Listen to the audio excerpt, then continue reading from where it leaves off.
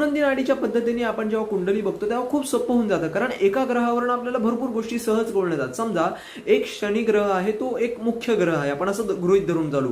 शनीपासून पंचम स्थान आणि नवम स्थान बघायचं. शनीपासून, बरं का मी परत सांगतोय, शनीपासून पंचम स्थान आणि नवम स्थान बघायचं. आता तिथं कुठले ग्रह आहेत? आता हा एक तर त्रिकोण निर्माण झाला. हा जो त्रिकोण असतो हाच एकदम उत्तम गोष्ट आहे, कारण हीच भृगुनंदी नाडीची एकदम सोपी पद्धत आहे, एकदम पटकन कळतं. तसं भृगुनंदी नाडी पद्धतीने बघायला गेलं तर ते तांत्रिक पद्धतीने पण होतं, कारण ते खूप डिफिकल्ट पण आहे म्हणायला गेलं तर, पण खूप सोपं करून मी समजवण्याचा तुम्हाला प्रयत्न करतोय.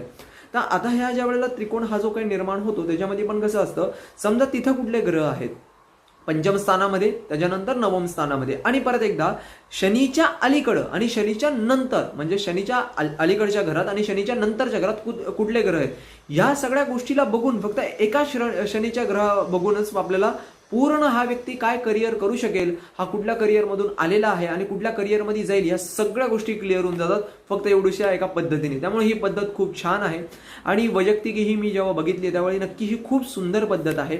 बाकी दत्तगुरु दिगंबरा, सीताराम.